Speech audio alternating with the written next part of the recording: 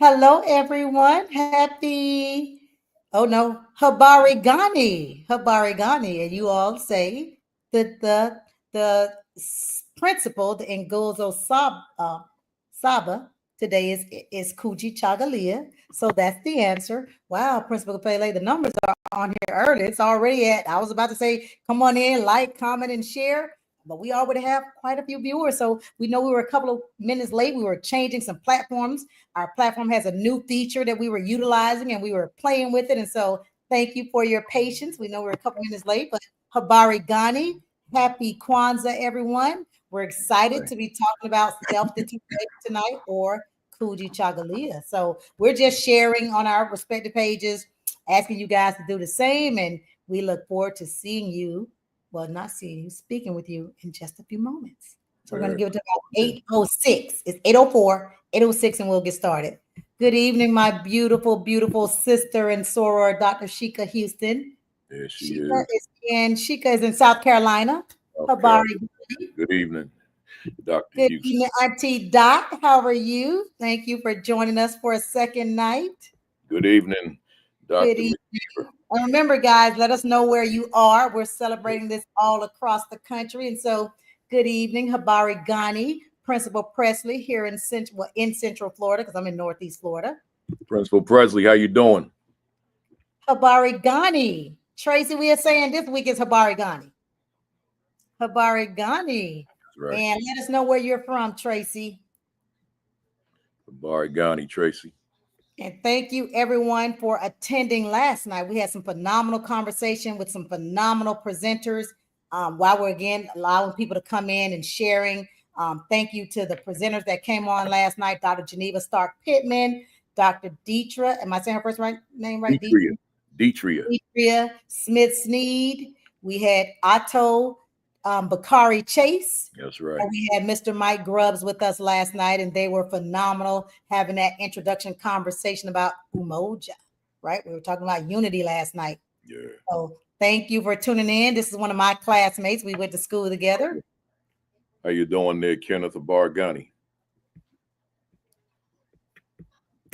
That's right, Nova Scotia. Yeah. Nova Scotian. Nova Scotia, Halifax in the building. Thank you, Doc. Presley, good to see you. Glad everything is well. Glad you're here tonight. Yes.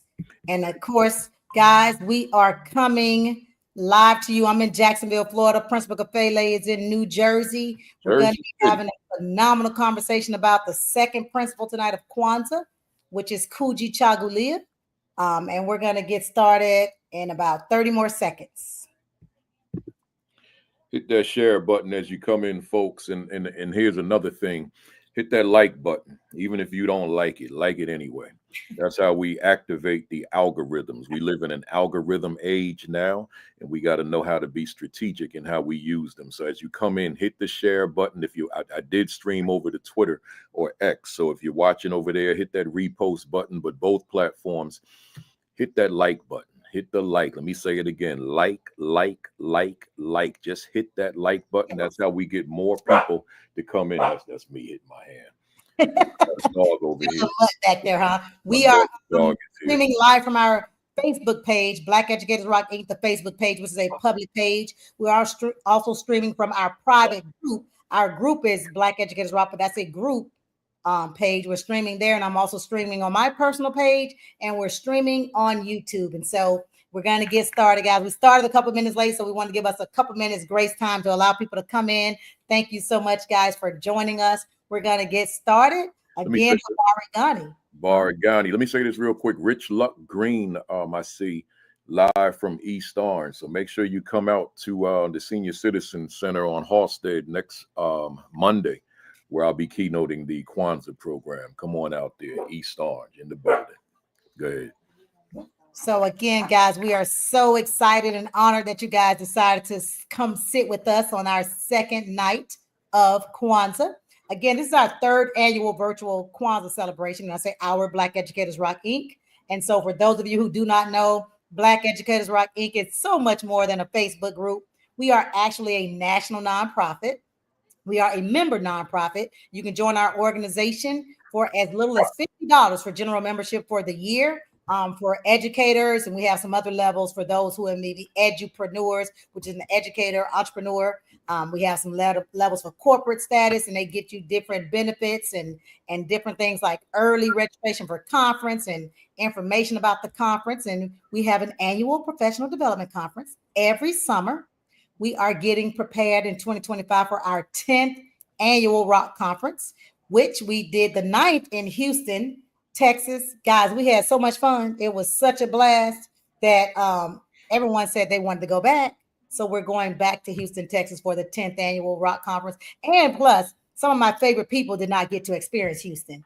Like me. Principal Kafele, Dr. Chika, Principal Presley, and they're always with me. And they missed Houston. And boy, did they miss a time. There were so many new faces, Principal Kafele, so many new family members like Kenyelle Williams, who you guys will meet later on this week, who's from Oklahoma City. But we had a ball. And so we are thankful again to be getting ready for our 10th annual Rock Conference. And so with that being said, Principal Kafele and I are going to be joined by some phenomenal people tonight. We have 3 powerhouses coming to us. Respect each one of them. Have known a couple of them for many years, and one recently met, but he's a young, up and coming superstar. And, you know, guys, we have to make sure that we're including our little brothers and sisters, passing on that baton, making sure we're making room at the table for them. And he is going to be a name that you want to watch. And so we're going to have Mr. Sharif El Mekki, who hosts the Black Male Educators Convening every year in Philadelphia. We're going to have the incomparable Dr. Chika Akua, who is all things culturally relevant pedagogy. He's also a professor at Clark Atlanta University. And we're going to have Mr. Marcus K. Jr., who is that young gunner that I was talking about, and he's out of Maryland. And so they're going to be joining us tonight. And so before we bring them on, we just want to remind you guys that tonight is the second principal, the second Ngozo Saba, which is Nguzo Saba. Nguzo, what did I say? Nguzo. Nguzo Saba. So I said instead of O. Nguzo Saba. Yep. And it is Kujichagulia, self-determination. And self-determination means to define ourselves, name ourselves, create for ourselves, and speak for ourselves. And guys, this is a powerful one. It hangs on the balance of unity. We first have to have unity of self, we talked about last night, unity in the community. And in order to keep that unity going and all those other principles, you're definitely going to have self-determination. Principal Kafele, I'm going to let you talk before we bring in our guests. Habar Ghani to everybody out there. Glad you're here. I'm going to say it again, and I'm going to keep saying it throughout the night. It's just what I do. Hit that share button, hit that repost button if you're on X, tag somebody, make sure you hit the like button. But let's talk real quick, Doc. Kujichagulia, self-determination. That's my principle, right? Coupled with Nia, purpose. Those are my 2. And in large part because I personalized them. The Nguzo Saba is meant to be about the family, the community, the race, the nation, the Black nation. It's supposed to be, but I couldn't help but personalize those 2 in particular. And here's what I mean by that. There's a book that I picked up, stumbled on. It's called To Kill a Black Man, subtitled The Shocking Parallels of the Lives of Dr. Martin Luther King and Malcolm X. I literally stumbled on this book in 1984 when I was deaf, dumb, and blind, right?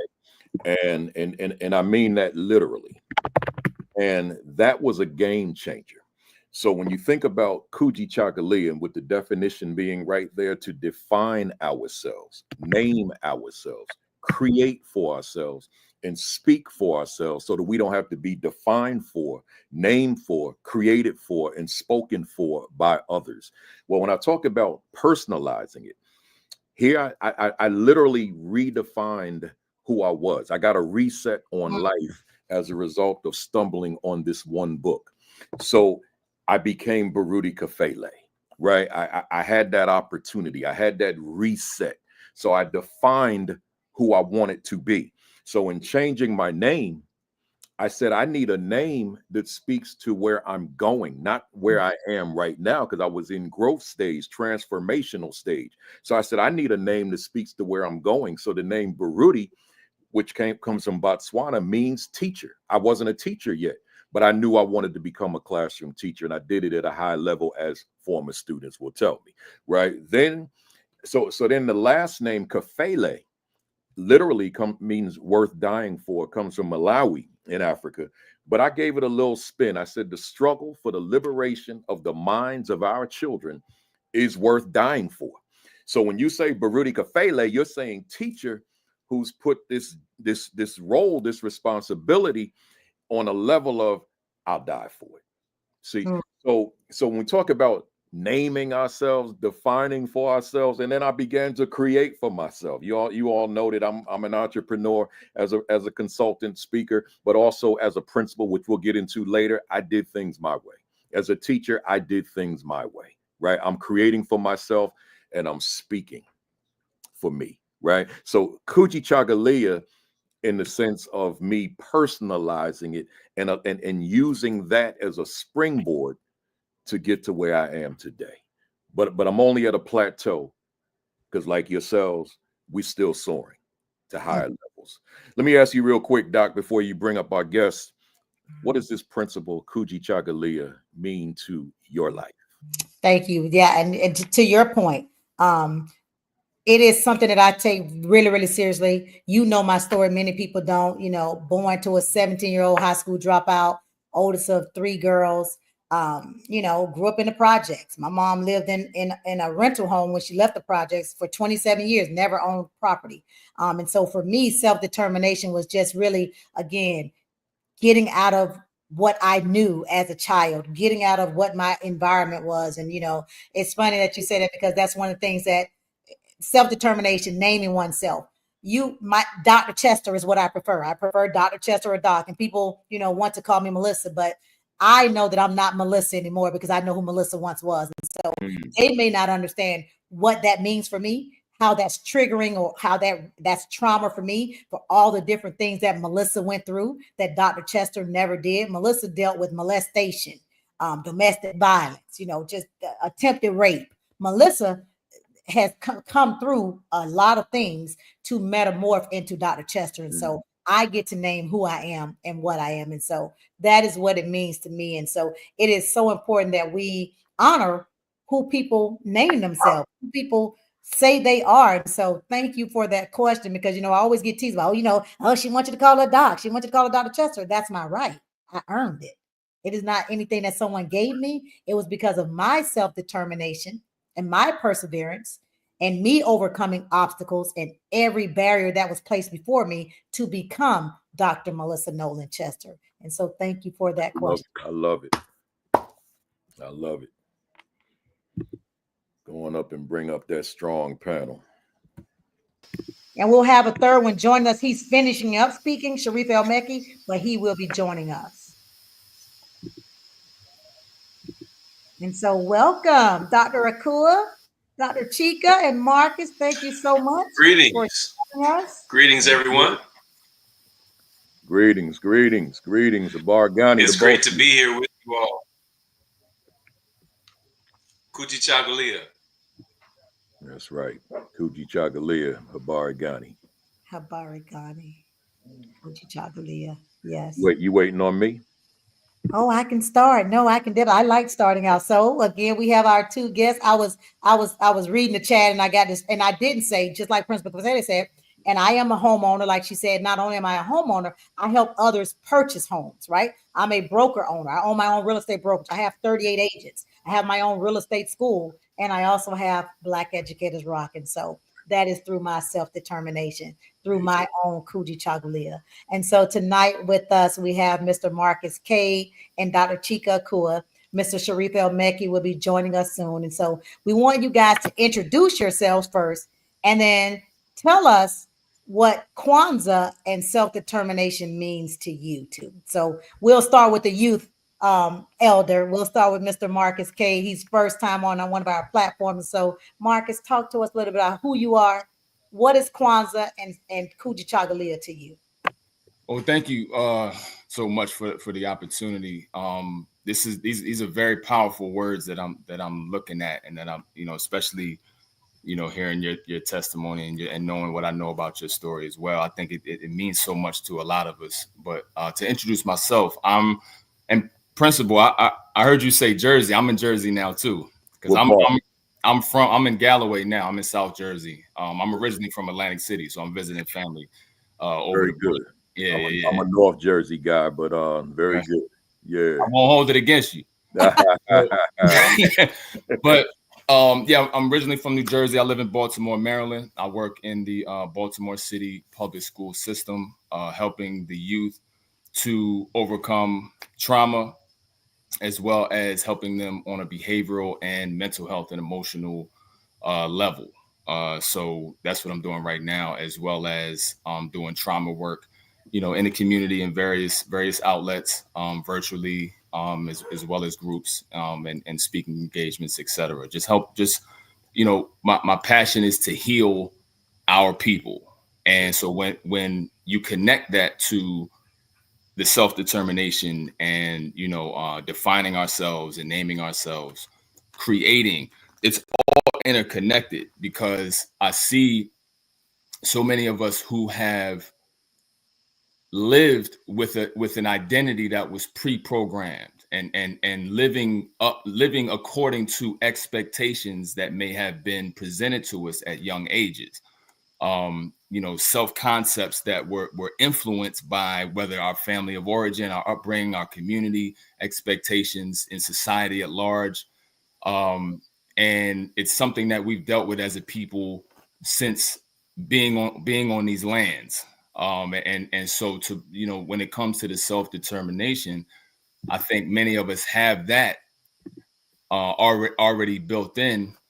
But I think a lot of times we have to focus more on the defining of ourselves to make sure that our determination is based on us and not based on sort of this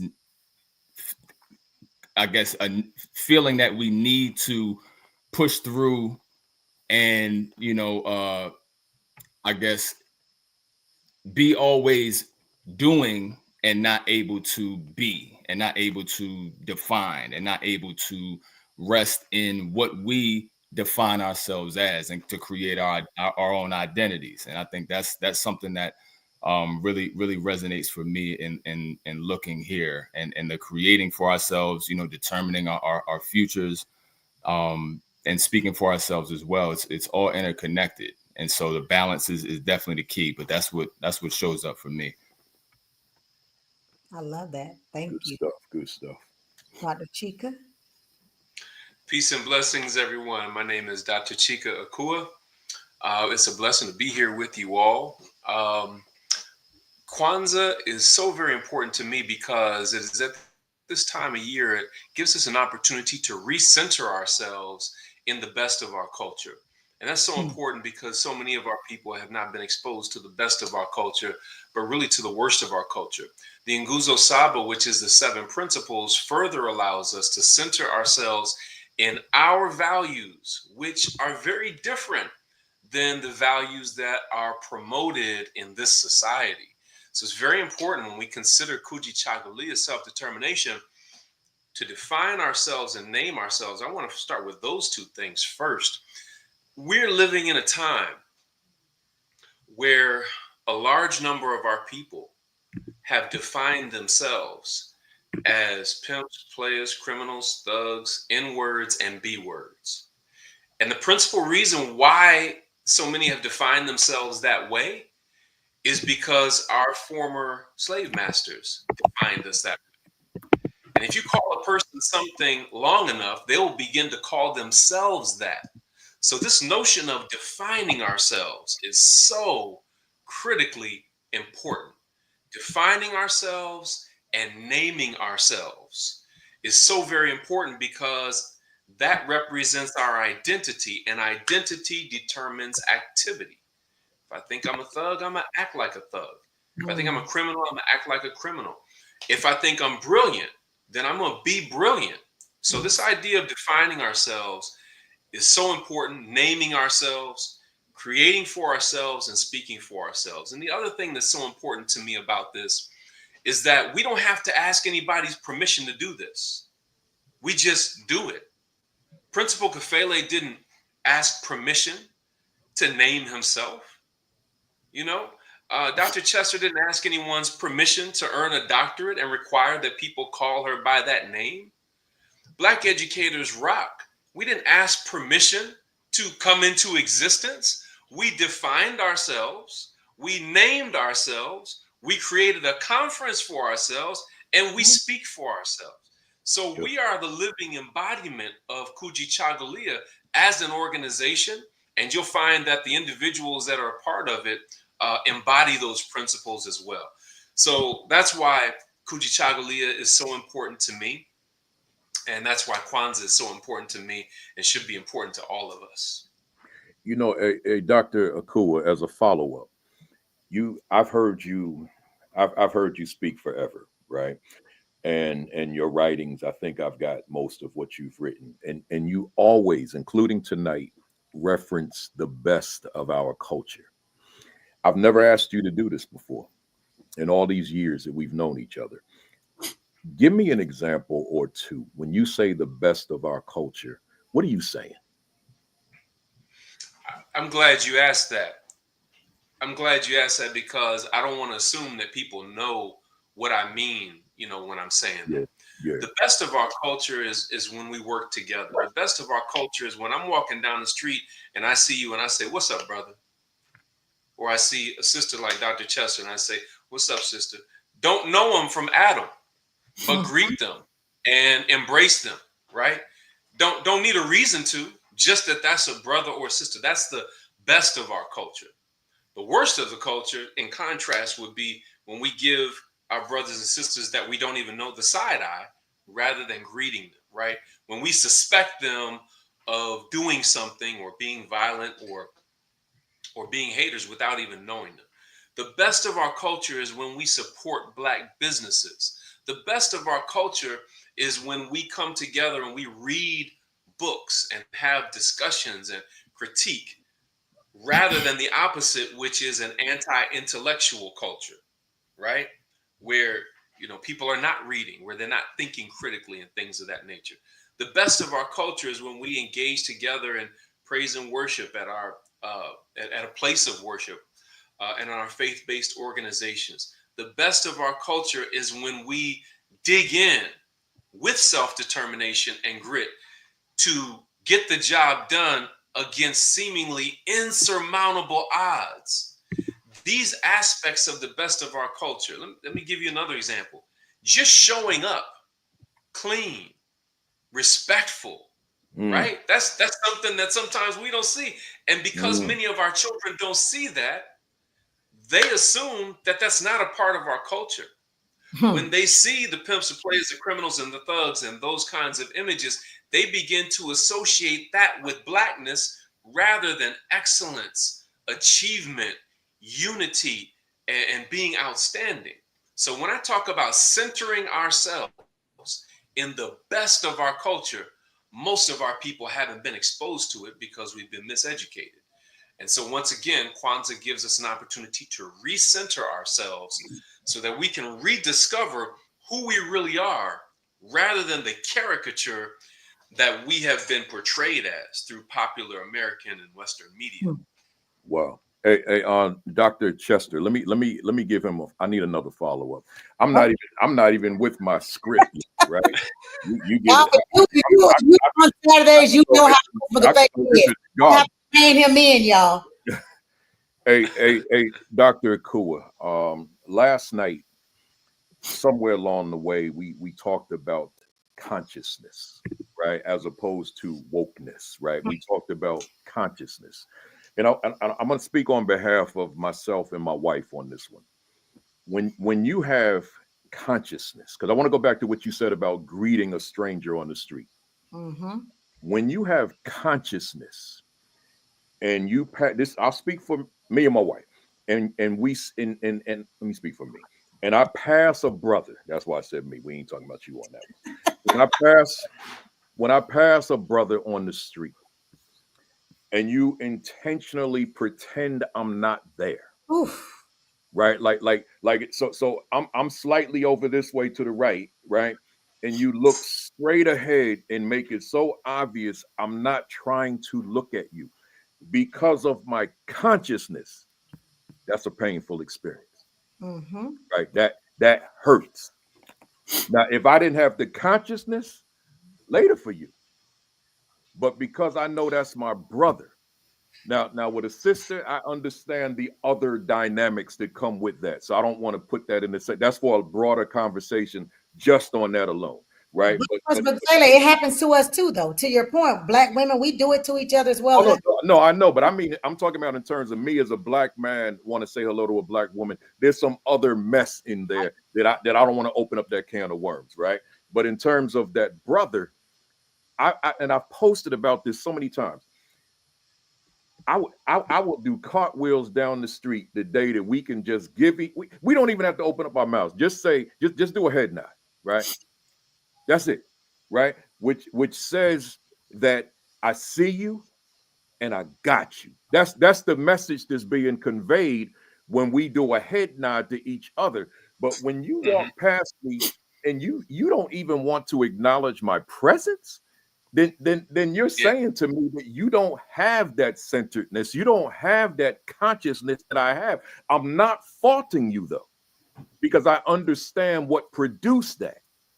But I'm still disappointed by the fact that it happened. So like, let me just bring my wife in here real quick. So we'll be on a vacation, and as Black people, we're in the minority. So that means if we on this resort, if we on this cruise ship, whatever it is, we're a small number, and we're going to see each other for the next 7, 8, 9 days. We're going to see each other. Why are you pretending that we don't exist? Now, sometimes we'll just go ahead and make them speak. We do that, but it shouldn't have to be that. What's your thoughts, both of y'all, brother Dr. Kua and brother K Jr.? Well, yeah, I want to turn it over to him for just a moment because he's the trauma specialist, but I want to put it in the context of unaddressed trauma. It's been said that trauma, unaddressed trauma in a people over time can look like culture. So people who don't know our history could look at that behavior and think that that's just a part of our culture, not knowing that the exact opposite is true. Us embracing and speaking to one another is a part of our culture. But bear in mind, when a person experiences repeated trauma such that if I look at you and I acknowledge you, you might see me and say, what you looking at? And so many of our people grew up in that context where it could literally be dangerous to look another brother in the eye. Yes, sir. And so while I definitely understand and feel what you're saying, and I feel the same way that you do, I'm trying to look at it through the lens of trauma and why our people do that to one another. Because if you make eye contact with somebody, that could cause some serious problems. The flip side of that is there's a greeting in South Africa in the Zulu language, Sawubona, which means I see you. That's their greeting. That's how they greet each other every day. Sawubona, I see you. And what I hear you saying is when you see these brothers and sisters, you're seeing them as a brother and sister, but they're not seeing you that way because of how we've been mis-socialized, right? So that's my thoughts and feelings on that. That's why we have to even be more outgoing, and I have to work on that myself and make sure. And also people are caught up in their own little worlds as well. But I'll turn that over to Brother Marcus to say something about that. Yes, sir. No, really, really great points that you just made. I think, it comes down to, on one level, seeing through the eyes of your oppressor. So when you encounter, generations of trauma, some of us view each other through those eyes. And then on top of that, because you have the racial trauma element, but then you also have, the complex trauma or the personal trauma within one's family unit, community, etc. So there could be high levels of self-hate that aren't even necessarily, fully racially based. So you never know what the average one of us is walking around with, carrying, you know, from day to day. And I think, you know, to your point earlier, as far as the best of us, I think one of the best things about our culture is our humanity. And, you know, much can be said about what we've been through and who we should be based on that, and who we have not become and what we have not done in retaliation, or, you know, just we could be, you know, we shouldn't even be here if we really look at all the things that we have come through and overcome. And but not only have we overcome and remain still here, still intelligent, still creative, but we have, you know, the humanity has remained. And to your point, Principal Kafele, just having this camaraderie or having this energetic connection, and it's very much unspoken. It would be painstaking for me to walk past another Black person and not speak. It would be like trying to hold a beach ball underwater. Like eventually it's gonna rise to the surface. I'm gonna give them something, a head nod, a hand up, elbows, because that's what comes natural. That's the natural response, because I see me in us on a daily basis. And you know, so when it doesn't happen, you know, that there's a lot of walls that have been placed, maybe, you know, psychologically, mentally, emotionally, etc., that block that consciousness out, because that consciousness can get drowned out, it can get suppressed, etc.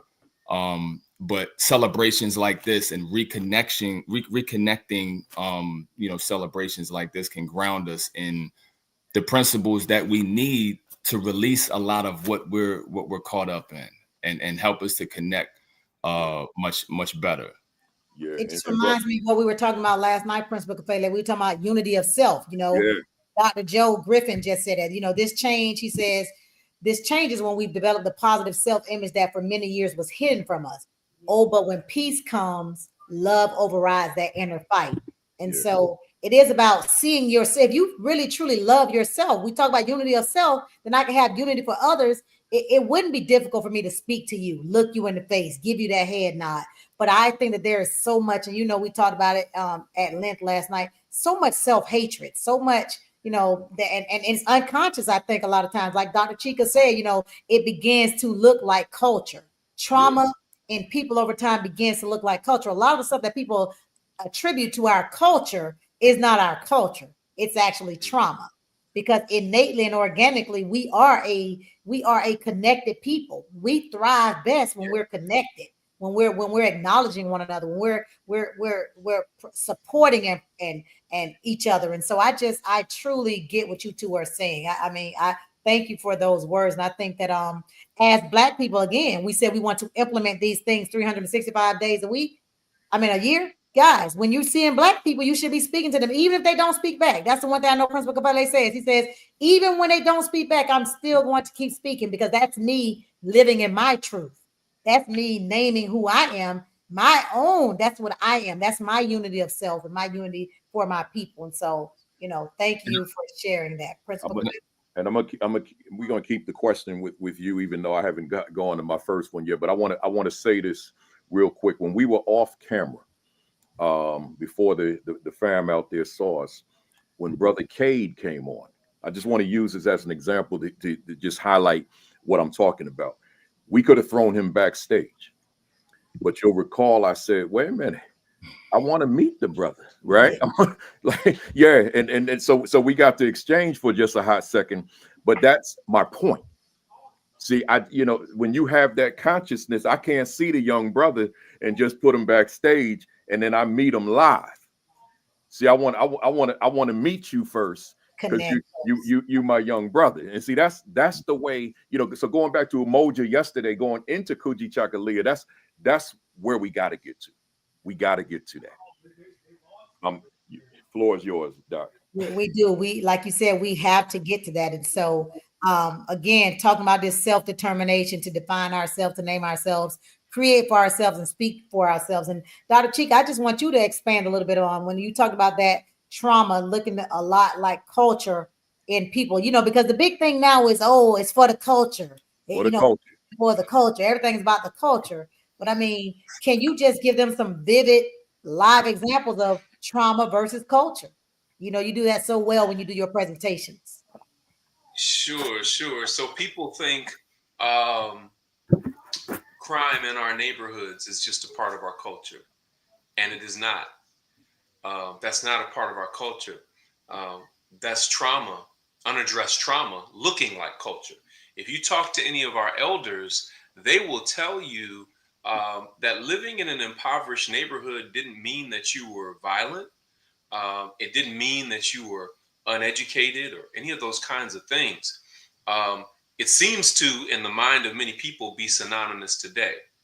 And so, whether it's a violent neighborhood, crime infested neighborhood, um, rundown schools, low performing schools, um, violence in our relationships and in our families, and different things like that. All of these things um, are mistaken for being what it means to be Black. That's not a part of our cultural tradition. That is an unaddressed trauma looking like culture.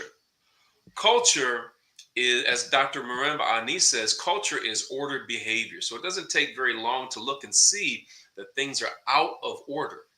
Dr. Wade Nobles tells us that culture provides a general design for living and patterns for interpreting reality. Let me say that again.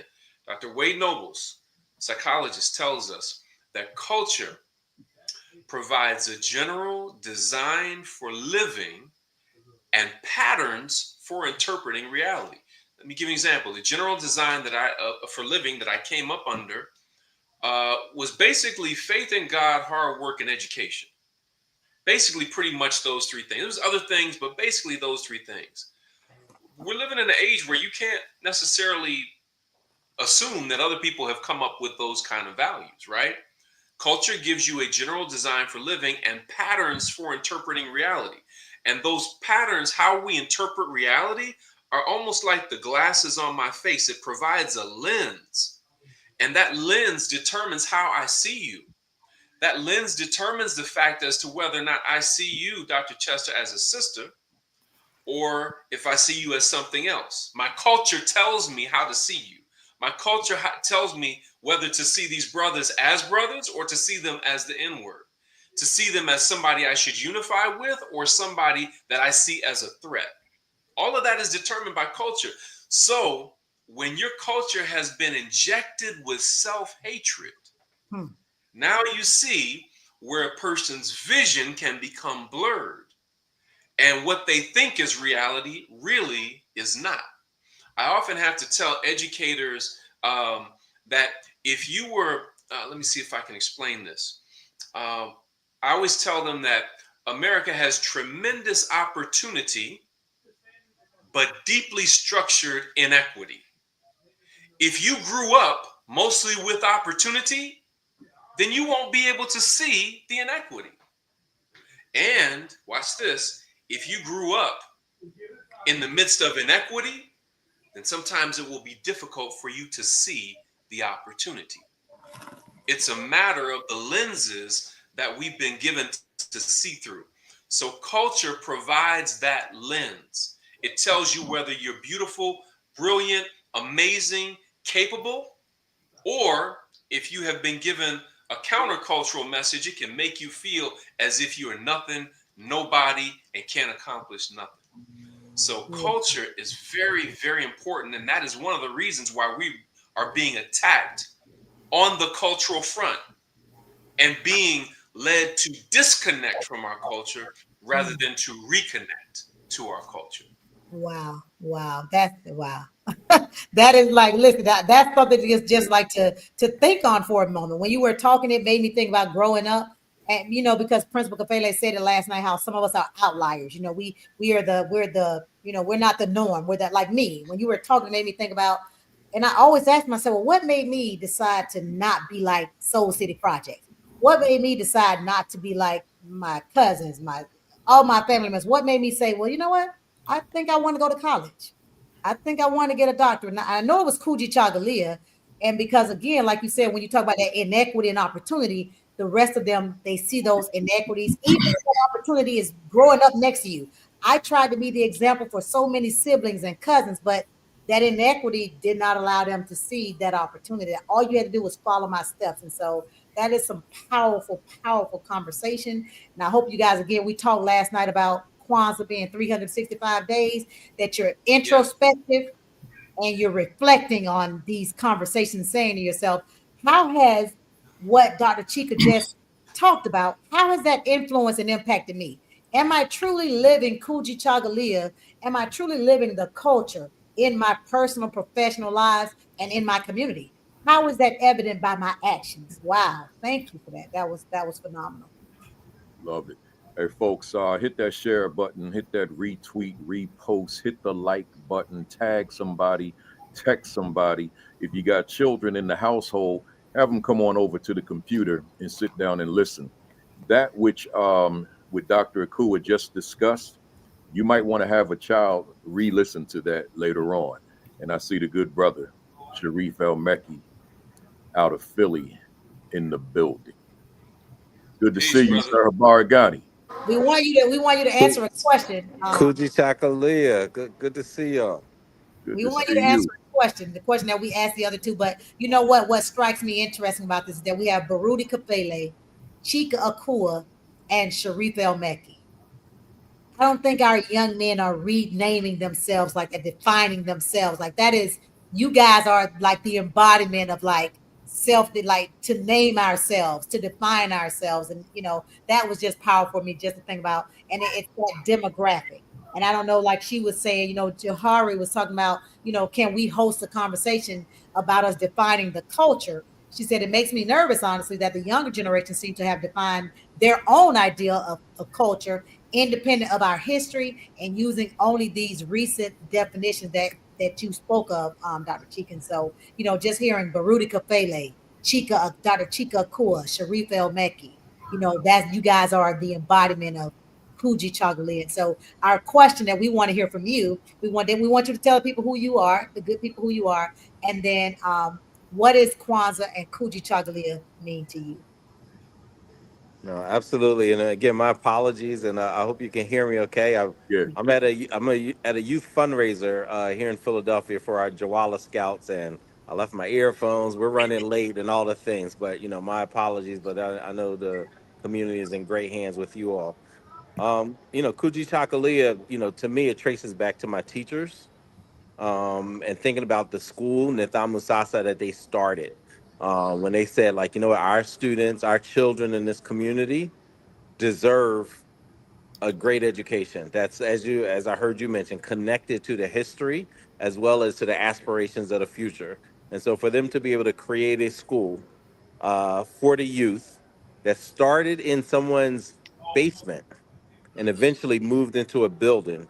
And again, the Musasa. Yesterday, my daughters, three of my daughters, presented at our founding principal, Mama Fasaha Trailer and Baba M. Genzi, a founding school leader as well as founders of the school.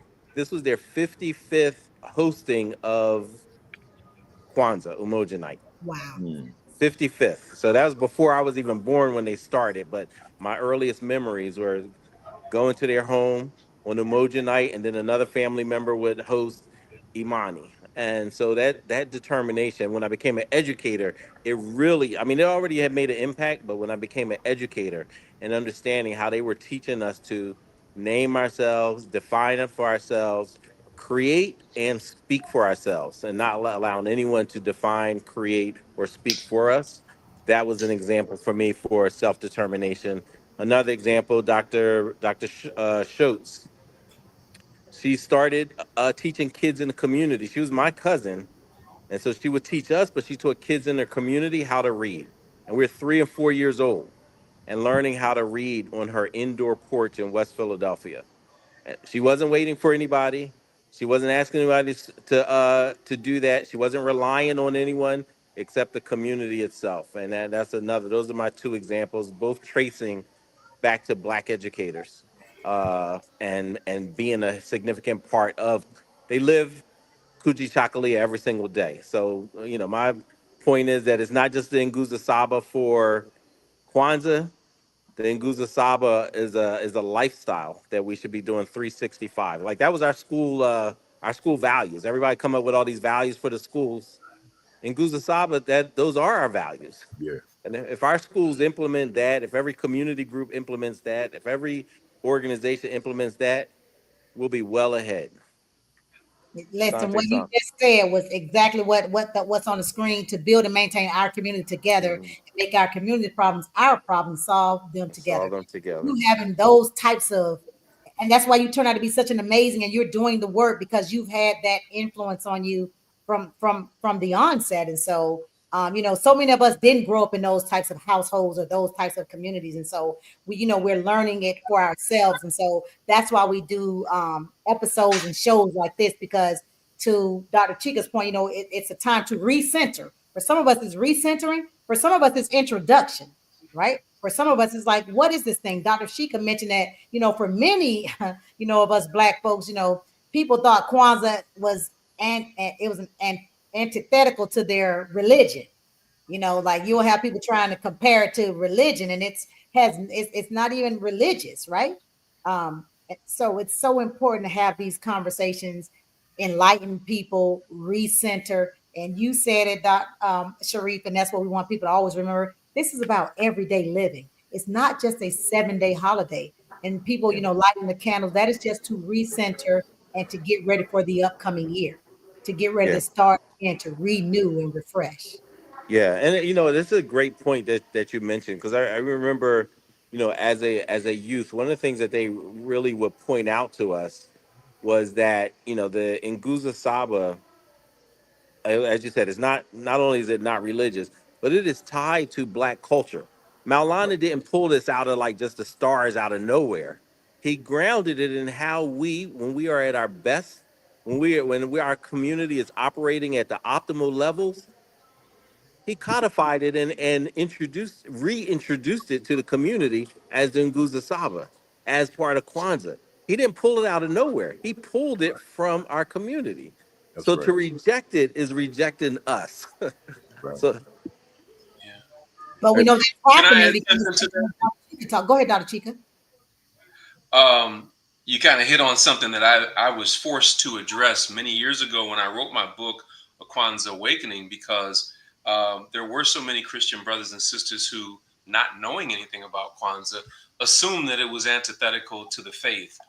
And so I included a chapter called Kwanzaa in Christ, where Mm. I was able to show the 7 principles of Kwanzaa right alongside biblical scriptures that are saying the same thing.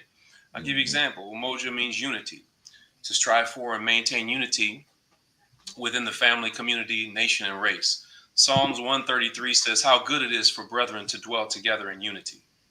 So I would go through each of the 7 principles and share a scripture that lines up perfectly with it. Kuji Chagalia, self-determination.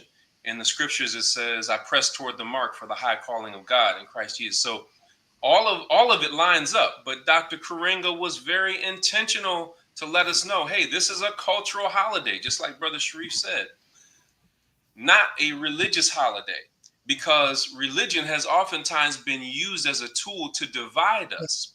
So we're not Yeah. asking you to cast your religion aside. We're just asking you to understand that these are life-giving and life-affirming principles that are actually embedded in all of the spiritual traditions. So I had a chapter called Kwanzaa in Christ, and then I called on a friend of mine who was a minister, a Muslim minister, and he wrote a chapter called Kwanzaa in the Quran. So he was able to show different Quranic principles that lined up with the Nguzo Saba.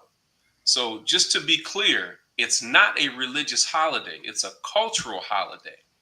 But right. the principle can be found in each of the spiritual traditions that we follow. It's so important for us to understand that, because we have been trained to disavow anything that is African. We've been trained to believe that that which is African is evil, is demonic, is ungodly, and barbaric. When in reality, the very people who were telling us that were the ones that were evil, ungodly, demonic, and barbaric. Yes, sir. Yes, sir. Mm, Say, let me stay with Sharif for a minute. Um, Sharif, you started off in that African centered school, and you learned a lot about self. You learned a lot about history and culture, etc.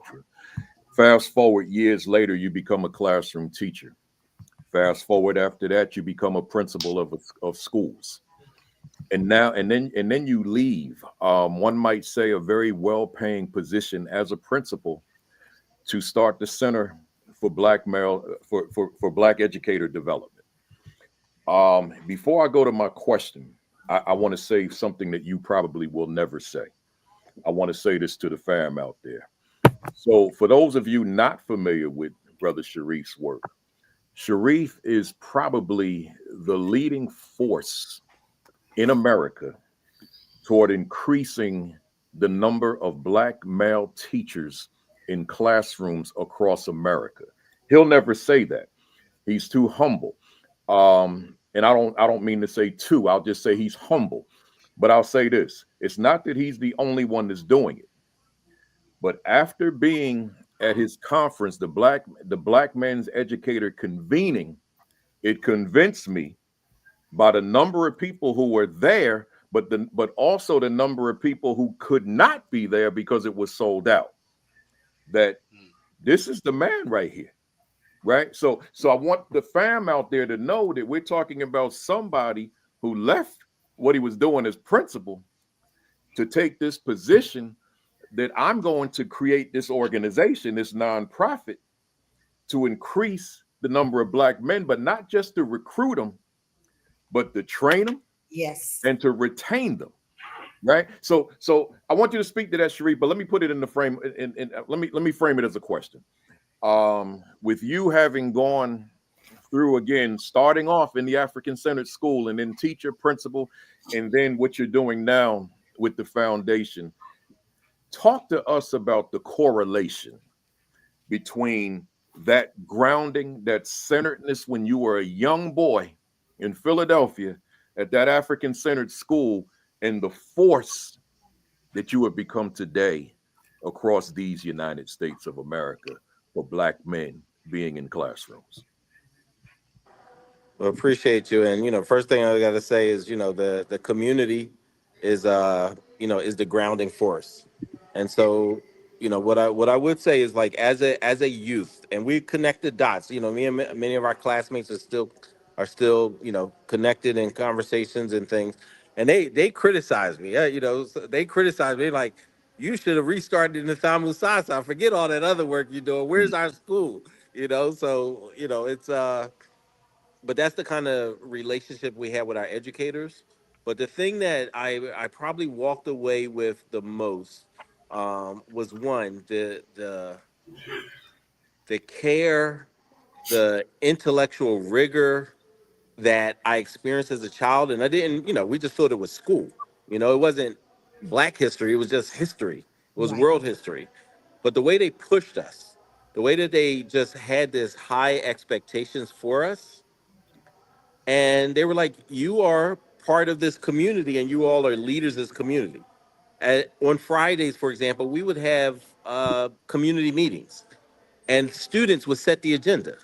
We Mm, would set the agenda. If we were having issues with each other, it was on the agenda. You didn't want your name on the agenda because that means somebody was calling you out and calling you in, Hmm. right? But we could put a teacher on the agenda and say, you know what, I felt slighted. But that student leadership, as well as the intellectual rigor, and as well as this pride. I mean, I'll give you an example. Dr. Sonia Sanchez's child went to this school. Hmm. Our school visits would include people like Dr. Angela Davis. Hmm. Mumi Abu Jamal's kid went to this school. Hmm. Ben Chavis from the Wilmington 10, he would come visit the school. So when you're surrounded with these like revolutionaries, these folks who are teaching that, it can't help but to have an impact on your orientation, but most importantly, your love for your people. Like, and so that's what I left with this deep love for the people, because I never felt unloved in the school. Even when they had to correct us, we didn't feel unloved. And so when I became an educator, then it really opened my eyes to how many youth go through 13 years and feel unloved. Yeah. And Mm. to me, that was like the big impact. And that's what I wanted to do, the intellectual rigor plus the love. We have political science as fifth graders. Wow. And I'm talking about the intellectual rigor. We're like looking at, I remember in sixth grade, Ronald Reagan was running for president. And I remember we had to go through an exercise to analyze why was he announcing his presidency in Philadelphia, Mississippi? Mm. And who Oh, was he wow. talking to? Who was he trying to convince to support him? And who was he not speaking to? Yeah. So we had to analyze that, and it was just like, well, he wasn't in Philadelphia, Mississippi to, reject what had happened, what, a decade or so before. He was there for something else. And so for a fifth, sixth grader to like have this kind of intellectual conversations and then be expected, you're responsible for your community. Tomorrow's collective work, responsibility, but they would also add accountability. Mm. Yes. Collective work, responsibility, and accountability. Our Love it. classrooms, for example, were not numbers. A lot of times, your classrooms, they're numbers 403 or 711 or named after colleges these days. Our classrooms were named after African freedom movements. Mm. We had MPLA, we had TANU, we had SWAPO, we Mm. had Frelimo. So we grow up believing and understand that we were connected to this global struggle of uplifting humanity and black people in particular. So it was just, and then as a child, you just think this is regular stuff till we got around other people. They're like, "What kind of school you go to? What's the name of that?" They What, would they would what's they going would on? clown us. They That's would what my clown point is us. going. That's where my point is going, Sharif. And to They the would rest, clown us bad. I can only imagine, not clown you, but just in awe. So, I mean, like someone said, that's so powerful. So, you named a lot of things. You named, concepts and movements and people. And unfortunately, we talk about this all the time, Principal Pele, Dr. Chica. Many of us, myself included, some of those names are foreign to us, right? And so, here it is. How can we, because Principal Pele always mentions it on his show, we say, well, how can we expect educators and parents and community leaders and to teach things that we don't know. And Right. so it's so impossible, right? And just in today's world for us to go and say, let's read this book and read that book. I know we say, hey, it's a list of books. Who is going to develop the content for the adults to be able to convey that information to the youth? Because that's what we are when we're talking about being intentional and strategic. Because Principal Kabele gives us 20 books to read. Hell, I can't read my own book, let alone 20 other ones, right? But it's information that I know I need to know and I want to know because I want to pass to my sons. And so who is going to take that? Because that's self-determination.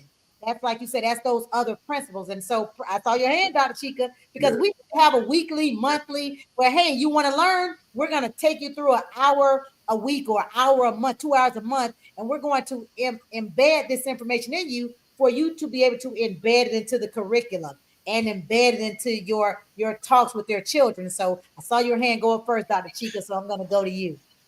Yeah, so I want everyone who's listening to know that that curriculum does exist. We've created it, and we had to create it in a way that it would be accessible to as many people as possible. And it's called Reading Revolution Online. The idea is that we couldn't wait for teachers to become conscious. We had to create something that would allow teachers to go on the journey with their students. So, Reading Revolution is a collection of over 100 brief reading selections about Black heroes and sheroes. And each of those brief reading selections also has a 3 to 4 minute video clip, captioned video clip. And it's intentional that we keep those videos actually a minute and a half to 4 minutes because we know people's and children's attention span. But the idea is that exposing them to these reading selections and to these captioned videos, and then the additional comprehension questions, vocabulary development questions, grammar and writing activities, all of this is on an interactive online platform that scores each of the activities for the students. And again, it allows the teachers to go on the journey with the students because they're in the same situation that you were just mentioning, Dr. Chester. We can rattle off all these books that we know that they need to read or already should have read. But the reality is, and it pains me to say this, the people that read the least are actually teachers. Yeah. And I think it's because they have so much on their plate. I didn't let that keep me from reading when I was a classroom teacher, but I'll just say that. But the response that we've gotten is that teachers love this because it allows them to learn the history and the culture that they didn't get, that they were miseducated about. And so what we're doing is we're removing the barriers and we're removing all of the excuses that school districts come up with. So for those that are interested, you can go to readingrevolution.org. Again, that's readingrevolution.org for a free demo and check it out for yourself. But that You know you're gonna have to curriculum come up with does a Black exist. Educators Rock Kwanzaa discount because they're gonna be joining. We already got 500 just in the studio right now watching with us. So Wow. listen. This one last night we had 1,000 Principal Kapele. Yeah, I think this one we might have about it's higher now. time It's to get about 1,300. And Yes. let me jump in here, and I want to get Brother Cade in here. Sharif, I want you to meet Brother Marcus Cade, who's to, I guess he's to your, depending on how we look at it, but he's next to you, right? So, yeah, that's brother Marcus from Baltimore, and that's Sharif from Philly. So I want to make sure y'all know each other, man. Great words, brother. And I can say, and Sharif, thank you for allowing me. I actually helped Sharif with his first conference because we talked about this last night. I talked about you last night. I talked about OSG, Off School Grounds Coalition. They allowed me to help them with their inaugural conference when they started doing the Transformational Leadership Conference. You allowed me to assist you with the first BMAC conference. And so that's unity. I don't see them as competition. It wasn't, OSG putting on a conference too. Oh, BMAC is putting on a conference like, wow, how can I help you be great? How can I share my speakers, presenters, my knowledge? Because that is what the Kwanzaa. That's Nguza Saba, right? Exactly. I was just about to say that is Nguza Saba, right? Right there. And I just put it in the chat, like with the social media platforms that Dr. Chike is talking about, and others. We used to say each one teach one. That's what the Panthers, so many activists used to talk about. Now it's each one teach 1,000. Like right, like there are ways to do this, and we can't just rely on the institutions that exist. We have to make sure that all of us, as a community, are doing. We all have to be responsible. We're all responsible. Love it. Let me bring Marcus in here. I met Marcus on this platform tonight, but I researched him today. I wanted to learn who he was before we came on, and I got this excerpt here that I want to read to the fam out here. So check this out, everybody. Marcus is a New Jersey-born therapist, mental health speaker, and trauma specialist with over 10 plus years of client experience. He has worked with adults, children, couples, and families in 10 states and Canada, authored 2 books, featured on over 10 podcasts, completed, hear this, 550 nightly live streams in 2020 and 2021 to help people cope with the effects of the pandemic. After suffering the trauma of losing his mother to a racially motivated murder, he has dedicated his life to helping his community to heal. Although I know it was a while, Marcus, still condolences to you, because I'm sure that that's something that's with you every day. But going back to what I read prior to that, everything I just read, that is the epitome of Kuji Chagalia, and that's why I wanted to share it with everybody. But I gotta ask you, my live stream that I do, Marcus. I've been doing it for 200. Tomorrow will be 244 consecutive Saturdays, and in my mind, that's a big deal, right? But when I read this, I shrunk, right? Because it says 550 nightly live streams in 2020 and 2021. Walk us through that, the how you did it, but more importantly, why you had to do it. Right, for sure. And I first want to say I appreciate you, doing the deep dive, because it's not something I talk about much. So I appreciate you looking in to the information. But so let me paint this picture, right? So back 2020, everybody knows that at that time it was very rough. When it came, the pandemic, you'll hear people say nationwide when the pandemic hit. Everybody says it the same way, whether you're, have regional proximity or not. And it's because it literally hit. One day life was this way, one day life was this way. And so around that time, before everything, before they sent us all home, I was planning a workshop tour. So I had booked a bunch of library conference dates out maybe like 4 or 5 months. And then pandemic hit. So they shut down the libraries. Everything was shut down. Everybody's home. So my next thought was, okay, this was happening in March. I knew a lot of us were dealing with not only the pandemic from a virus type of standpoint physically, but everybody, the routines are off. Some people, married couples who now got to look at each other for 24 hours a day, who haven't been doing that. And then so the outlets are gone. You got to talk to people now. A whole bunch of big changes were happening, and a lot of people I was talking to were kind of really going through it. And April was coming up. Now you spoke, about my mom. So April, her birthday is April 30th. Okay. Every time her birthday rolls around, I do something in dedication to her. And so what I said was, okay, I'm gonna do 7 days. Just do a straight week of just live streams. Everybody's home, nobody can go anywhere. Let me just hop on a live and just give some strategies, right? Working through this trauma. What are some things that you can do to maintain your sanity? Some strategies for mental health, emotional health, physical health, relationship health. I'm gonna just throw it at you, just a little brief 1 week situation. A week turned into a month. And then after that, I just said, I might as well keep going because the people needed it. The people needed it. I was bringing people up every night. They're talking about their different situations. And I was doing my best to help out. And it was, I got to send you some clips. It was a ball. But I think that a lot of what we talked about tonight ties in because what are we here for if not to share the information, to give of what we have, right? Our paths are all divergent. They go in these different directions, but what we gain along the way, we have a responsibility to pass on to our people, right? What did we pick up? What are the jewels that we picked up? What are the traumas that we overcome?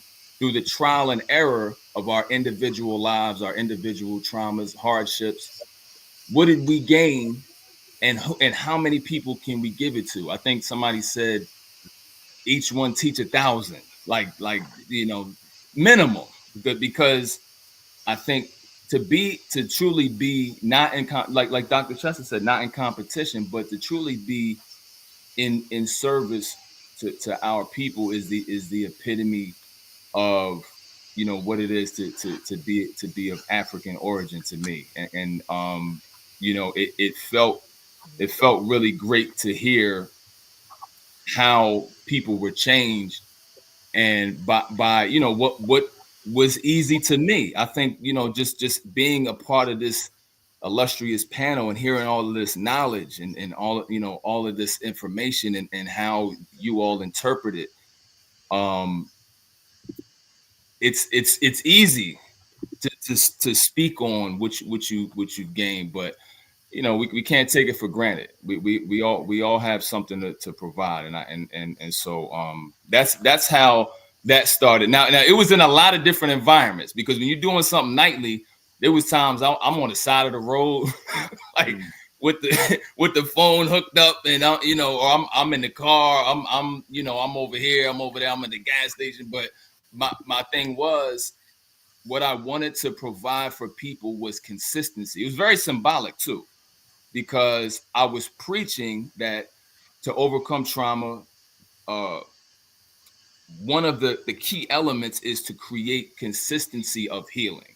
It's not something where, we're used to this idea of physical pain where we get a cut or a laceration. Time will heal the cut. Over time, your skin will return to normal. Trauma doesn't operate like that. And so you need to be consistently healing, especially because the world we live in now adds extra trauma. So you have the childhood trauma, you have compound trauma over time. And, you know, a lot of us are unknowingly in self-sabotage cycles and all types of stuff. So it's like, you know, you have to be consistent. And I wanted to show them physically for 500 or so episodes strong, not missing a night, what consistency could look like, because that work has to be done on a self level. I appreciate you sharing that. For That's sure. a lot, and it's certainly commendable. I Commendable. appreciate it. Yeah, yeah. Who's up? Me or you, Doc? Ooh, I mean, it's so deep over here. Like I'm getting just, and I'm reading the comments, and so just want to just Sharif wanted to, like, he may be able to pop back in, but maybe not. Remember, he said he's at that fundraiser, guys. But we're glad he at least got to come on. You guys got to hear about the powerhouse that he is. Like I said, he has the Black Male Educators Convening. That happens. His conference is when, Principal Kafele? It's in what month? November. I was okay, November. Yeah, Mine is yeah. July. OSG conference happens around March, around spring break, and so all these are Black conferences. We know we have NAPSI that also happens. So Yeah.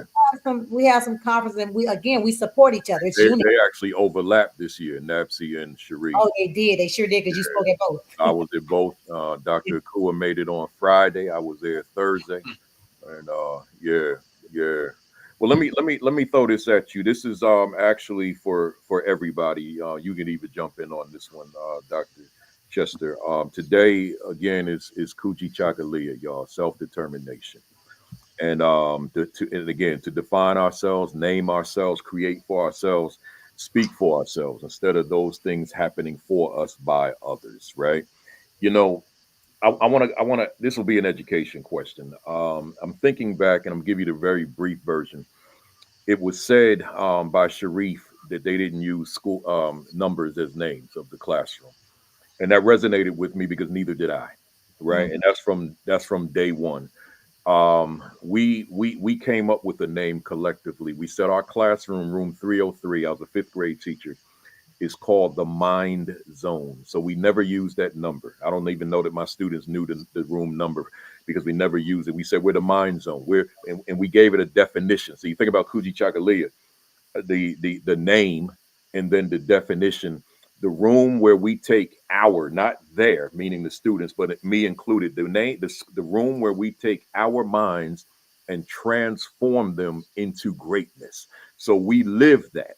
So we named it, we defined it, and then we lived it. But then I want to show you this. By the time I became a teacher, I was already a published author. So I said the students they got to feel what that is to be an author. So we wrote these Umoja, the 7 principles of Kwanzaa, Mhm. Kuji Chagalia. Ashe. My history and culture are extremely important to me. So in other words, every student, we were departmentalized. So 125 kids went through my classroom every day. Every student has a page, right? So to Wow. this day, this is 1994. To this day, because I post these every Kwanzaa, I'll probably post them tomorrow or Sunday. They show up on Facebook. It's algorithms. They show all them former students will show up. Mr. Kafele, you still got a copy you can send me, right? Because they it's a long time and they can't find them, but they lost them, they moved, whatever it was. But I gave 125, 500 students over those 4 years an opportunity to see their names in a book, to see their work in a book. And we published it. It's called at the bottom Mind Zone Publications. See, so everything was Mind Zone.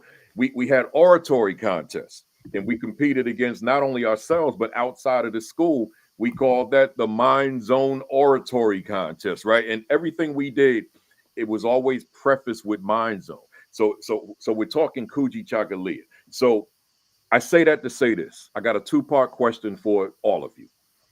What are your thoughts when you think of Kuji Chagalia in the context of the current state of education for Black children today?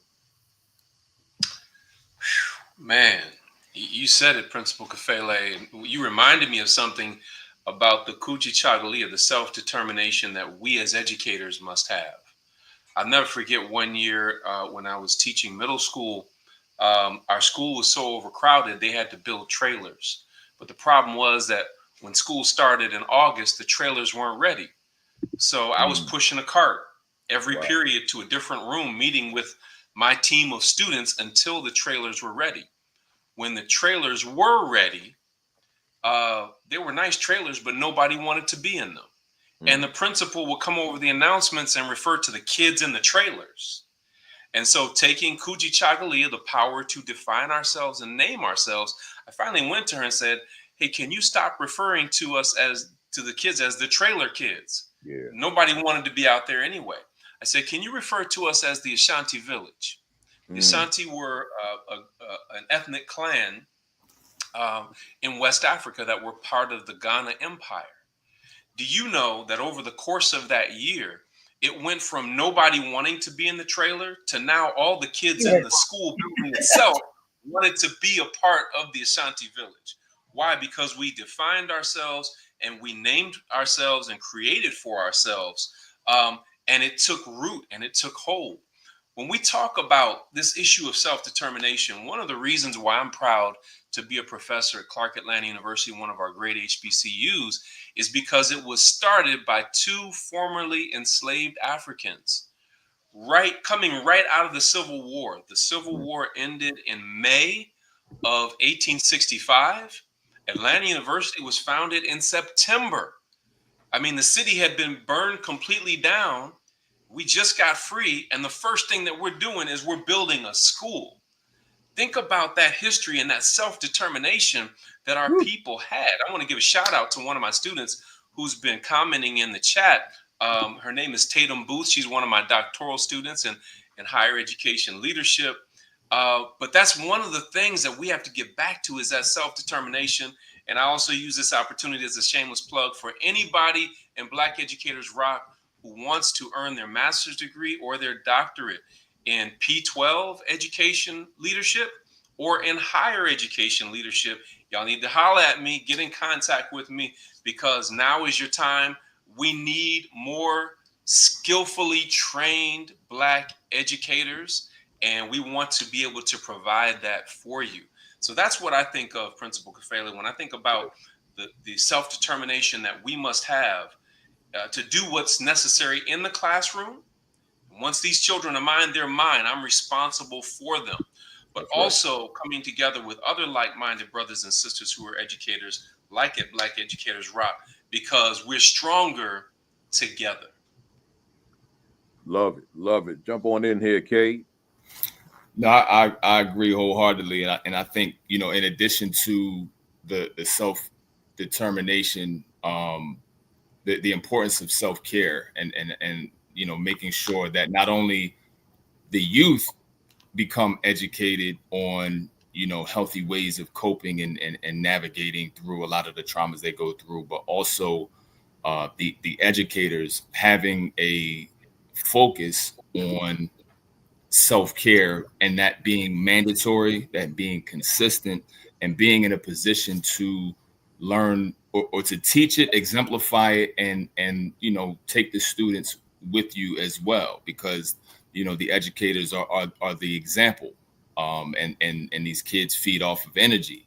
I work in the school system, and there's been countless times where a lot of the youth, when a teacher comes in with certain energy, it triggers, it awakens and activates trauma responses in them. And they're coming to my door. They don't want to come into class.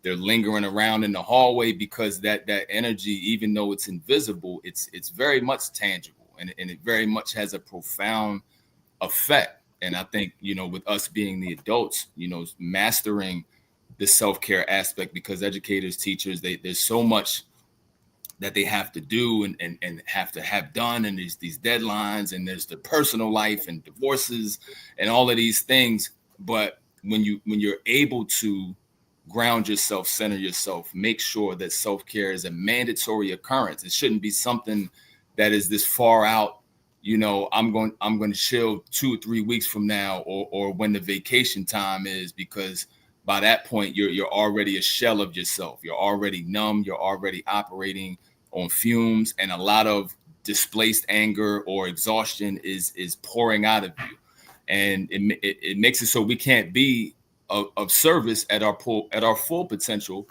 because we haven't given back to ourselves. We haven't celebrated our victories. We haven't appreciated the silence. We haven't bordered and created boundaries for ourselves to thrive and regenerate and recharge. We don't do this enough. And I think from a cultural standpoint, we're talking culture tonight.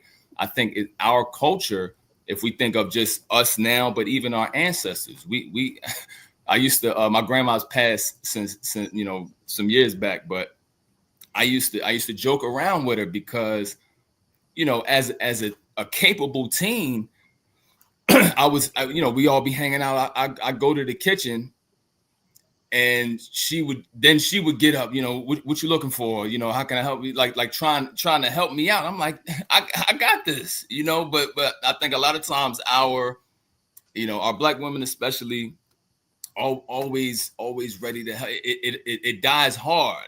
And so I have to be the reminder for a lot of us, a lot of people I care about, to hey, please take some time for yourself. You're doing a lot. You're doing an amazing job.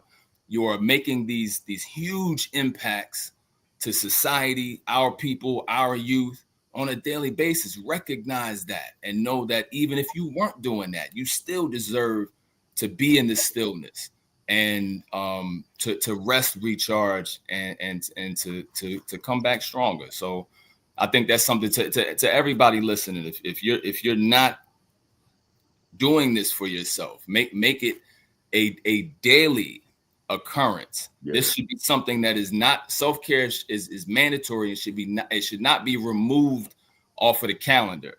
It should be, you can move it up and down on throughout the day, but it should never be taken off. And that's just what I want to leave for all of you. I want to, so I want to read something in the chat, because this is kind of where I think I am with mine too. And this is my big sister Simone, my OSG big sister. She says the current state, the village is hemorrhaging. We must make it our collective responsibility to rebuild and restore our village. You guys know I talk about that all the time. Political, social, and economic forces, while not new, have taken a suppressor and overseer hold on the mentality of our millennials and Gen Zers. We need to take it back collectively with purpose and intention. And so for me, it is not just talking about this village concept, this village mentality, this umoja, and talking these things, but really, really, truly, like she says, living them. And something was said last night, and I don't remember which one of them said. They said, we're not outnumbered. Oh, it was Dr. Geneva. We're not outnumbered. We were not outnumbered. We were outorganized. Yeah. The problem with Blacks, the problem with us is not that we're outnumbered. It's not that people are more intelligent. It's always that we're not the most organized and intentional and proactive people. We tend to be kind of reactive. And so we do have to get to a place where we're taking back, because as Marcus was just saying, those babies, they're hurting. That energy in those schoolhouses is not good. I go into schools talking to young people, and I always tell you guys, the first thing I do is I apologize to them. I've been on platforms, Dr. Chica, where I'm the third to speak. They bring us in for a career day or whatever, and adults will get up and you all this and y'all that, and and it's all negative. And the first thing that I get up and say is, hey, y'all, I just want to apologize. And I just want to say, because if there is anything that you all are or are not that is negative, that's on me and my generation and the generation before us. That means that we dropped the ball, because the two generations before us made sure that we were good. That means we're not making sure you all are good. And it's because, and I always say this, and I say it all the time, we adapt and adopt to Eurocentric principles and values. And those are counterintuitive and counterproductive to who we are as individuals. And you have to have a unity of self. You have to have self-determination in order to deal with sometimes our people, because it can be frustrating. A lot of us, we drop out, we give up, and we cannot, because it is too important, this fight. And our babies' lives and our futures depend on it. And so, I think we just have to make sure that we're living Kwanzaa. We're living Kwanzaa, not just celebrating it these last 7 days of the month, but we are truly living it, and we are being introspective and reflective. You guys know I'm like a broken record with that. What am I going to do today that is going to be representative of the 7 principles? Or am I picking one a day? Am I doing 7 days a week? Each day is a principle. And I'm rewinding every week for the next 52 weeks. Is that what I'm doing? So when I state that and I go out that door and then I come home, what am I reflecting on and saying I accomplished it?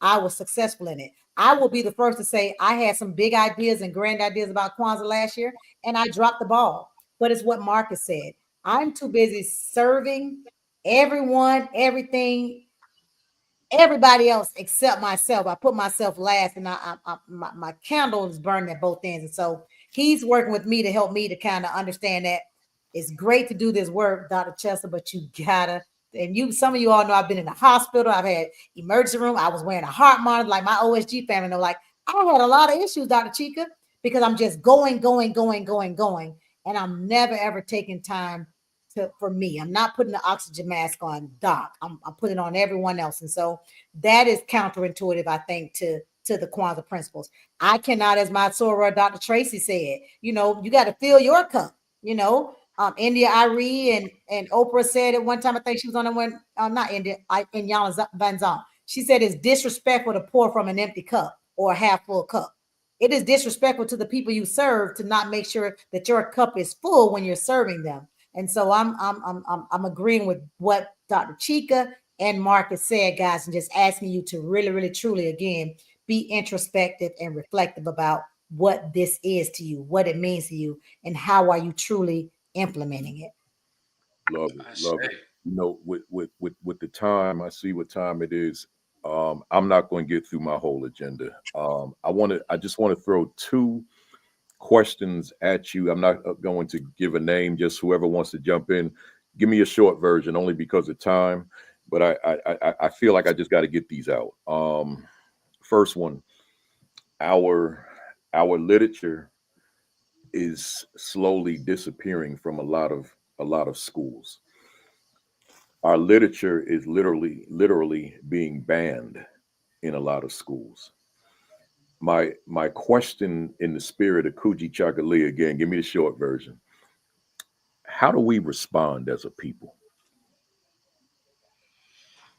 I hate to sound like a broken record, but we have the platform at readingrevolution.org that allows parents to help to teach their children at home. There's certain things we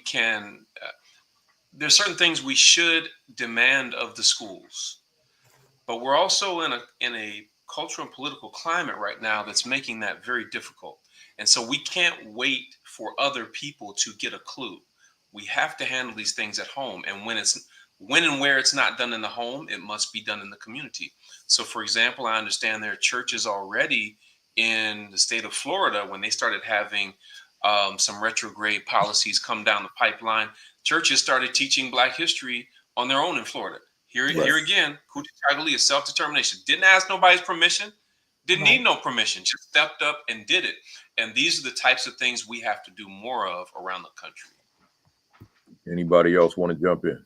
No, I definitely agree. And part of it is create for ourselves, like you said. So we're in a time now where we have so many different ways to get the information out.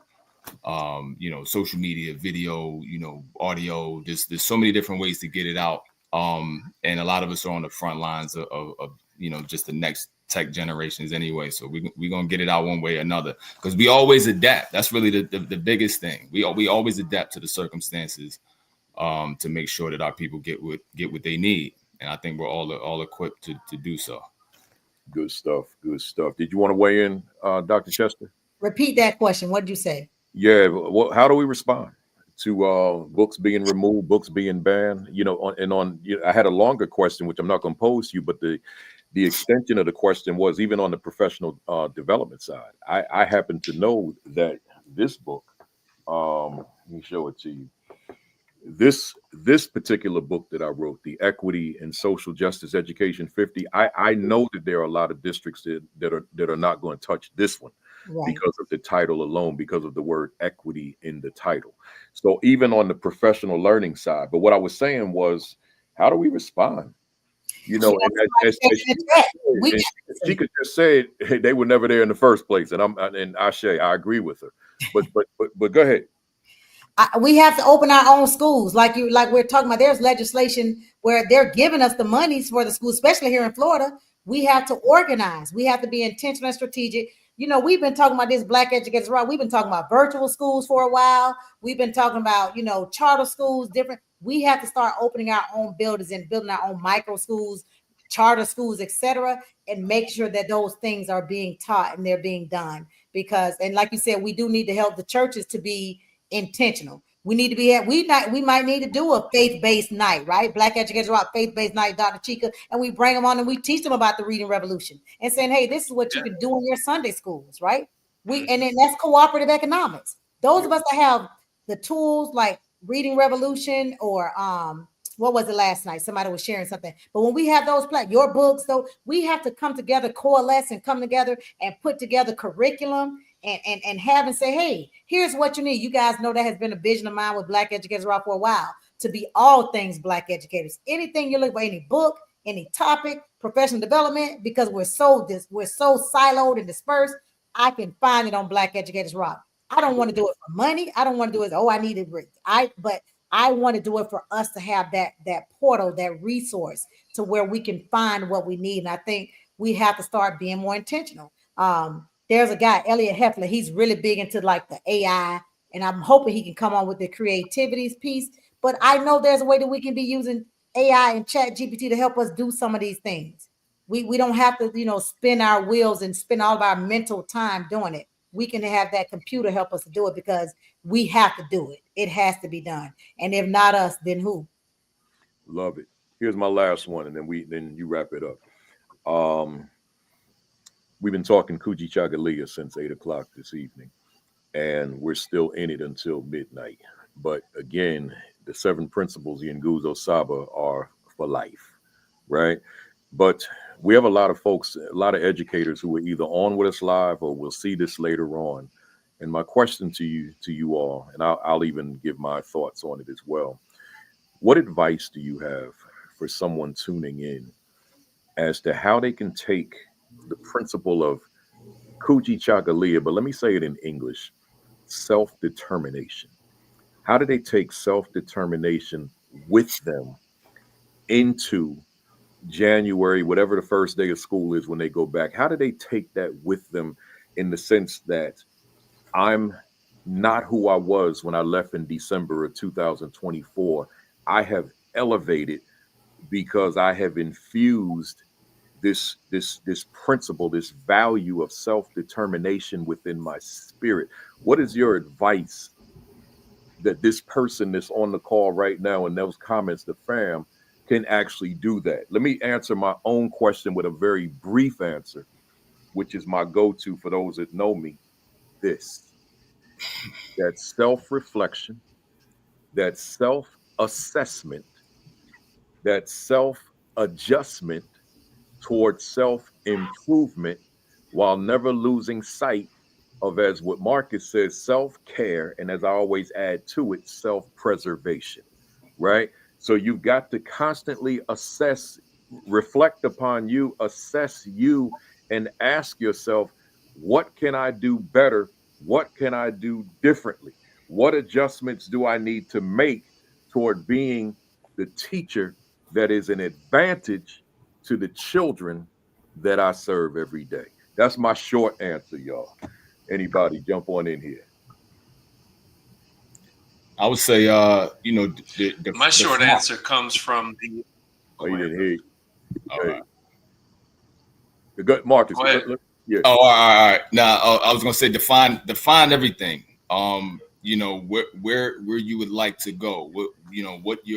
Maybe you need to redefine your purpose. Maybe you have been subjected to a pattern of thought that you now need to redefine. Maybe you need to define, what your passion is, where you would like to be, where who you would like to help. What areas you have done well, what areas you would like to improve in. And because I think the thing I love so much about this is the defining part, because in a year, you can get swept up by the undercurrent so many times in so many ways and lose sight of what you may have set out to do January 1st. And then by the 3rd, you're so swept up into so many different other things and expectations and agendas, and you done forgot who you are, what you're doing, why you doing it, and you just caught in this perpetual motion. And I think not only defining now for the forward, but also being in a perpetual state of, being able to sit in that self-care space and redefine as much as needed, because the groundedness is the most important, because in this field, as you know, you get pulled in so many different directions, and even within our own minds, we go in so many different directions because there's so much to do. There's so many, like, Dr. Chester mentioned, she has had these different goals in mind, but a lot of times you may not have the time because you got all these other things stacked up, and so it's like it goes back to the self-care thing again. So I think it's one of those things where we give ourselves that time, and I think to define what we need and where we would like to go, and who exactly we are as much as possible, and to keep that energy going. In addition to what Brother Marcus said, I want to go back to the motto of Clark Atlanta University is "I'll find a way or make one." And I think there were several alumni who posted that in the chat. I'll find a way or make one. If that's not Kujichagulia self-determination, I don't know what is.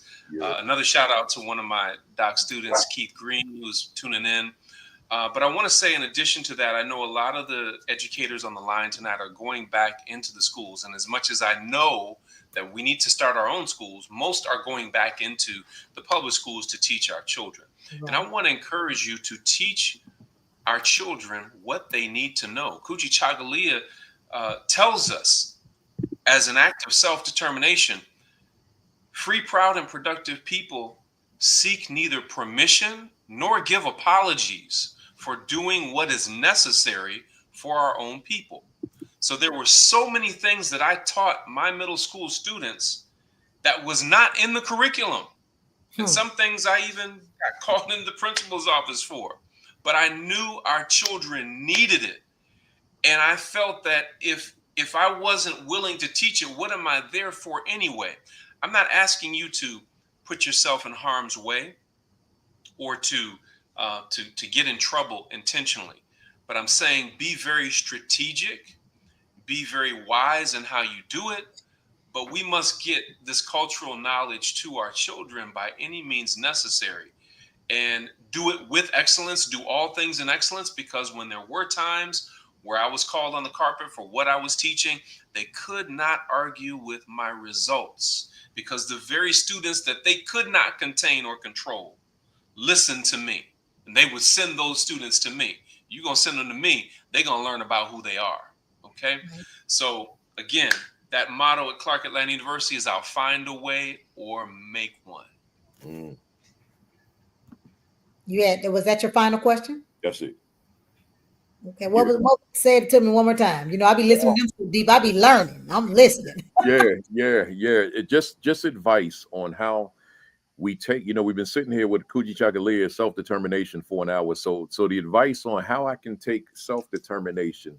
This is for the fam out there, and infuse it into myself as I transition into 2025 as an educator in a school. Just advice on how I can make it me. Find your village. Something that we always talk about with Black educators, right, guys? We all across the country and international, right? Sometimes your village is not, in today's technology, we talked about it. It may not be local. It may not be in your school. It may not even be in your state. Find your village. Find like-minded people to align with, to be able to share commonalities with, share ideas with. So find your village, and Black Educators Rock is your village. We want to be one of your villages.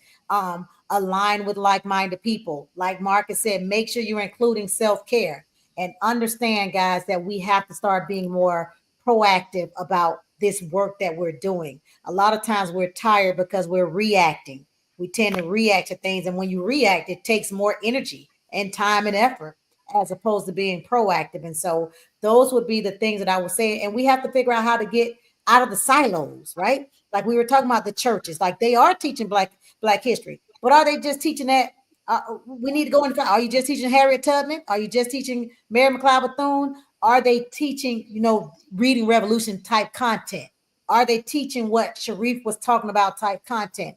We have to be able to expand their horizons, and we do that by breaking down those silos. And so, I think we had, oh my gosh, that has the Black History Museum. I can't think of our brother named Dr. Yeah, Khalid, Dr. Khalid. And so, he talks about those 5 systems all the time: education, healthcare, business. Find the one that's yours. Education is yours. Go deep. Don't try to be wide and to be everything, but be intentional and deep about one. And so if we continue to do that, to build and maintain our community together and make our community's problems our problems and to solve them together, we have to understand as people, we are village mentality. We got to get out of this mindset, oh, that's their problem. Or even when it comes to like socioeconomic and neighborhoods, oh, that's what they're dealing with. And understand that I am because you are. What is I am because how does it say? I am because we are, and because we are, therefore I am. Yeah, you have to really truly adopt that and believe that and internalize that. And so that would be it for me. And speaking of Khalid, there's a beautiful article on him in Black News this week online. His museum has expanded. Right. Yeah, so check that out. I definitely will. Yeah. So last thoughts, I guess we want to just leave you guys with anything that anybody is burning to say to the good people before we get out of here and get ready for tomorrow's guests. I got one. Okay. Something I didn't do last night. I forgot, and it was sitting right here. My 14th book is red hot on fire, just off the presses. What is my value instructionally to the teachers I supervise? There's a little backup at Amazon. I don't know what's going on, but you can order there, but they're saying it's not going to be available again. The first batch sold out. So January 12th, but you can go to ASCD, as the letters ASCD.org, and they will send it to you immediately, right? Just go there, order it there, and they'll send it to you. But again, if you're a leader or an aspiring leader, this is the book for you, because it's not asking what is my value to the teachers I supervise. It's asking what is my value instructionally to the teachers I supervise. If you're not of value instructionally, you may as well abandon that seat and give it to somebody else, because your teachers are therefore uncoached in your school. It's like an athlete being on the field and the coaches are in the locker room. Enough said. Hey, congratulations on your 14th book. That's amazing, and I will be ordering my copy. I appreciate you. Appreciate you. Yes. Yeah, I thought that library back there was all your books. Like that's it's all you in the back. That's amazing, my brother. No, this all me, right? Out, my man. Listen, when you're around this type of greatness, you can't do anything but be great, right? I mean, again, it's so important to align yourself with like-minded people. Again, unity of self. Who do you see yourself as? Who do you reflection? And so I am so honored and privileged to have the types of colleagues and friends and brothers and sisters that I have. I want to thank you all for joining us tonight and talking about Kwanzaa Celebration. We know that tomorrow we're talking about what? Collective work, right? And responsibility. We're talking about collective work and responsibility. Say it for me, Principal Capelli. What? I was reading Simone, and I missed what you said. Yeah, I was reading Simone Nichols. I see she put the link up. So you were asking about tomorrow, Ujima? Yes, Ujima is tomorrow, collective work and responsibility, and we have some new guests, guys. Yeah. So make sure you're on. Yeah, we got some new guests, y'all. It's 7 nights. It's y'all. You thought last night was powerful, then you got on the night. You're like, wow, it's even more powerful. It's going to be powerful every night. We're going to be building on that knowledge, building on the principles, and just hopefully inspiring you to be able to go into this new year practicing and implementing Kwanzaa 365 days a year. So thank you guys so much for taking the time. That's right. Each of you. That's right. I'm a miss. I'll be watching live. My mother's birthday is tomorrow. Her Yes. birthday number 90. So she'll be Yes. 90 tomorrow. She'll be 90 in a few hours. Salute, And we'll salute. be over her place. And but I'll be watching live. I definitely will We see. will be on with our guests. And so, guys, we're looking forward to it. So we will see you all tomorrow night. Enjoy the rest of this night. And again, Habari Ghani, Barigani, Kuji Chagalia. everybody. All right, have a great one.